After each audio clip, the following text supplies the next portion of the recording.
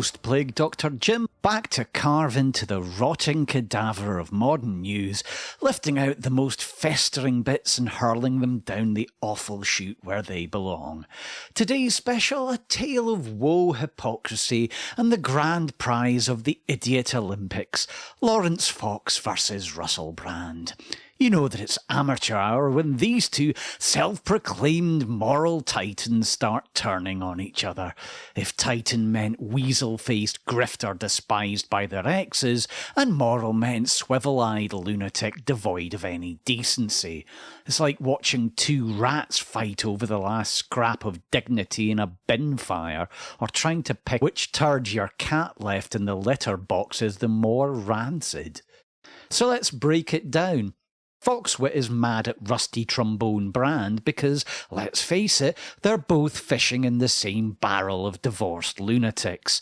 These two are the same kind of pseudo-intellectuals, desperately trying to seem smarter by tossing in a bit of Latin, only to have them both think that carpe diem translates to fuck you snowflakes. Fox's latest gripe, that Brand is jumping on every bandwagon available. I swear I heard a dry chuckle from the tomb of irony. If anyone's been clinging to passing bandwagons like Sauron in Rings of Power, it's Laurence. He spent the last few years hopping between right-wing causes like a conspiracy-addled frog with ADHD. Oh no, Russell's taken my grift, and Calvin Robinson's buggered off to America. Who would have thought the only two ghouls left standing at GB Snooze would be Desk Job Grimes and Neil Oliver, both selling the last slivers of their souls? Meanwhile, back in the last chance nursery for narcissistic weirdos, these two toddlers are fighting over the last single crayon. Neither of them can actually draw, but both are desperately wanting to scribble over what's left of common sense. Laurence's real beef with Brand, Rusty's just better at grifting than him. Whilst Brand preaches spiritual awakening from his £4 million mansion, Fox is left trying not to burn down his back garden each time Pride Month rolls around. They're my slack-jawed idiots, Russell. Get your own! Not to worry, Laurence. There's a plenty of flat-earthers, anti-vaxxers and moon-landing deniers to go around. You don't need to fight for them. There's a whole ocean of them ready to swallow whatever nonsense you're peddling. This entire saga is like watching a slow-motion car crash where both drivers are too busy making self-congratulatory TikToks to notice they've been driving on the wrong side of the road since 2016.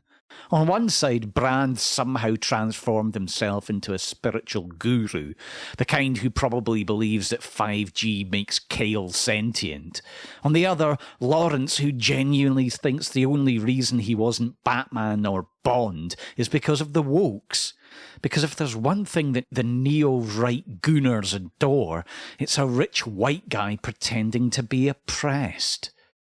What we're witnessing here is the ultimate exercise in self-delusion.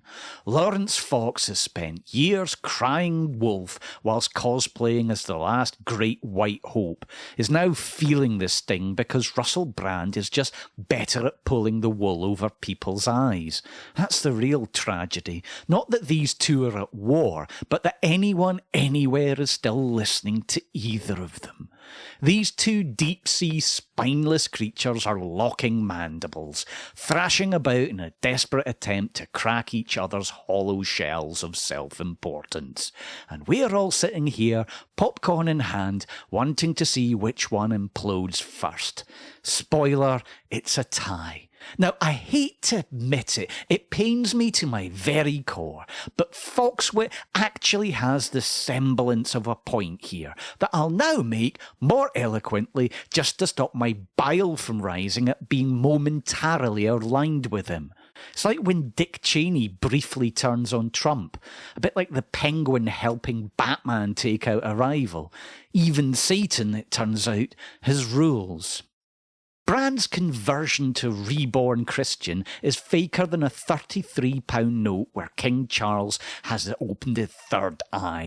To be reborn, rusty trombone, you have to confess your sins.